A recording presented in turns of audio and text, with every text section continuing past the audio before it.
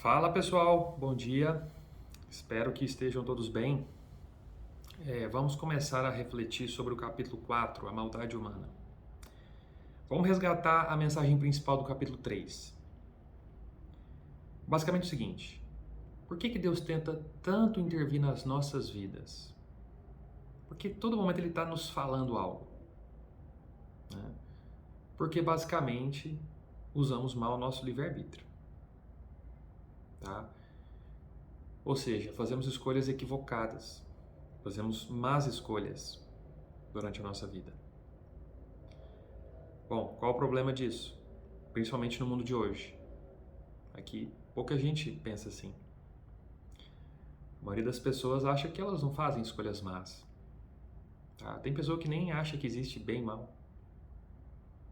Então, como é que o Evangelho de Jesus pode chegar aos ouvidos dessas pessoas que sequer entendem ou percebem o bem e o mal? Né? Uma outra parte já se vê muito moralmente sadio, né? Então, é muito difícil transmitir o Evangelho de Jesus Cristo hoje em dia, tá? O que não quer dizer que a gente tenha que desistir, mas na verdade reconhecer essa dificuldade, reconhecer porque os ouvidos das pessoas de hoje, de um modo geral, estão moucos para a mensagem de Cristo, né? Que aí fica até mais fácil a gente trabalhar para poder levar a mensagem. Tá? E esse capítulo 4 vem nessa direção. Bom, por que as pessoas já se acham moralmente sadias? Ou porque as pessoas se acham ou acham que não existe bem e mal? Né? Uma parte, que é a que eu vou explorar hoje aqui, da resposta, é que foi incutido na mente das pessoas que sentir culpa e sentir vergonha é algo perigoso e nocivo. Tá? Isso é um trabalho que já dura pelo menos 100 anos e existem vários especialistas que defendem essa ideia, que nós não devemos sentir culpa, que nós não devemos nos envergonhar. E, bom, o que eles acabaram por destruir, né, nas pessoas que acabaram acreditando nisso? Destruíram as principais defesas do espírito humano contra a bestialização e a degradação moral. Olha a gravidade disso. Hoje impera uma ideologia assim: você não tem que se sentir vergonha por causa de A ou B, por conta de que você gosta disso ou daquilo. Você tem que se libertar dessas amarras da sociedade, desses tabus e pôr para fora, né? E toda essa ideologia, né, que foi sendo disseminada na sociedade acabou por fazer com que boa parte das pessoas eliminassem essa ideia de culpa, né, e essa ideia de vergonha. Ora, se você mata a ideia de culpa e de vergonha, implicitamente você já matou aquilo que é mal, né? A ideia de mal acabou. Ora, por quê? Porque se existe algo mal e eu faço, eu sou culpado. E se eu sou culpado por fazer algo mal, eu me envergonho. Ora, e se eu me envergonho, eu me arrependo. E se eu me arrependo, eu me endireito. E me aperfeiçoo enquanto ser humano. Só que essa inversão dos valores faz com que as pessoas, né, ao não se sentirem culpadas, não percebam mal. E não se sentindo culpadas, não se arrependem. E se não se arrependem, não mudam, não se aperfeiçoam, não melhoram. Ou seja, elas pioram. Porque a maldade humana, ela não pode ser comparada a nível animal, né? Se a gente não se eleva enquanto ser humano, a gente não cai no nível animal, a gente fica no nível bestial, tá? Os animais não fazem barbáries que nós fazemos. Os demônios fazem. Tá? Então, a culpa e a vergonha são, assim, muito importantes para o nosso desenvolvimento. A gente não pode simplesmente colocar isso na lata de lixo e falar: olha, o que eu fizer tá certo porque é da minha natureza e tá tudo certo e vamos embora. Vocês vão para o caminho bestial dessa forma. A gente tem que ter clareza sobre o que é o mal. E fazendo o mal, me sentir culpado, me envergonhar, me arrepender, me alterar, me aperfeiçoar. E olha só, não se trata de culpa coletiva. É outra ideologia que veio para atrapalhar quem está buscando com seriedade viver uma vida santa. Essa concepção é usada só para fugir do problema real. A culpa é individual. Quem age, quem tem livre-arbítrio é o ser humano. Ele que tem uma consciência. Não existe consciência coletiva. Isso é um engodo. Não existe substancialmente isso. Existe o que é um grupo de pessoas cujas partes, as pessoas, né, que compõem esse grupo, possuem consciência.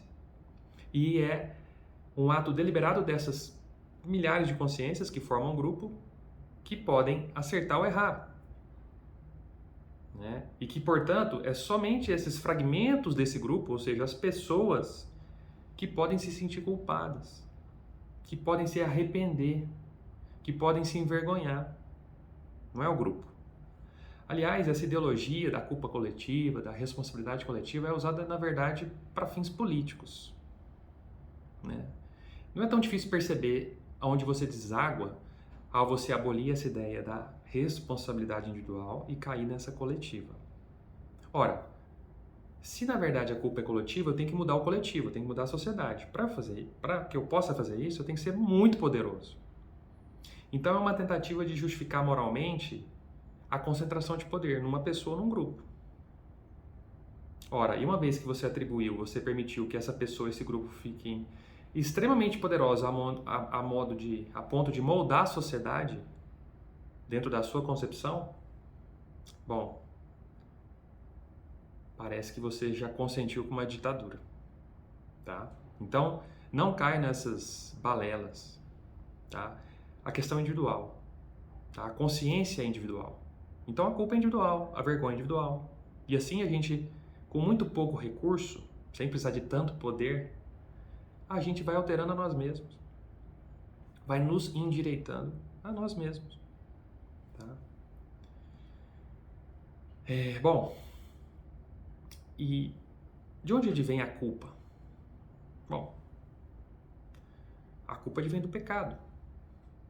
Tá? Nesse sentido espiritual, cristão que a gente está colocando aqui, usando essas palavras, então a culpa vem do pecado. E o que é o pecado? O Lewis não entra tanto nisso nesse capítulo, mas eu acho bom colocar alguma definição, tá? Mais genérica, mas que nos ajude.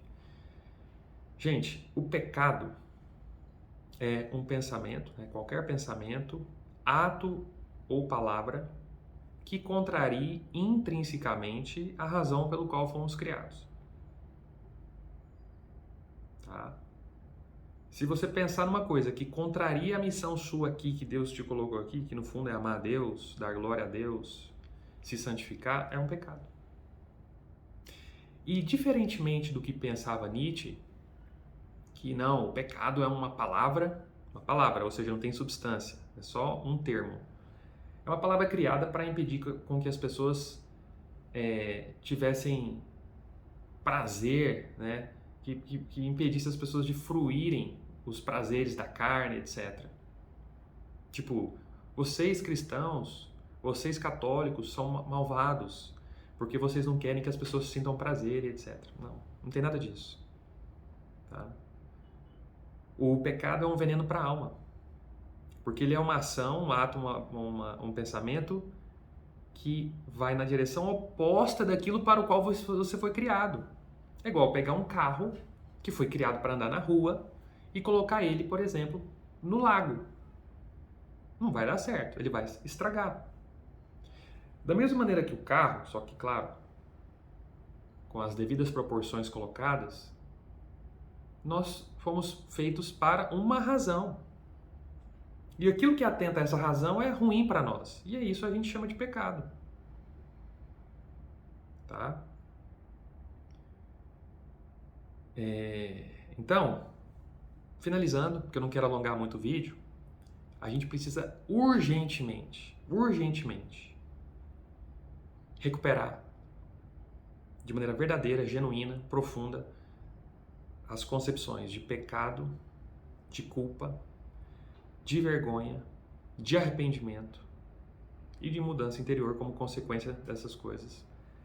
Se a gente quiser ser uma pessoa santa, se a gente quiser entender a real situação do mundo, se a gente quiser progredir na nossa vida, tá bom? Então, são esses pontos que eu queria colocar para a gente refletir. Espero que vocês gostem.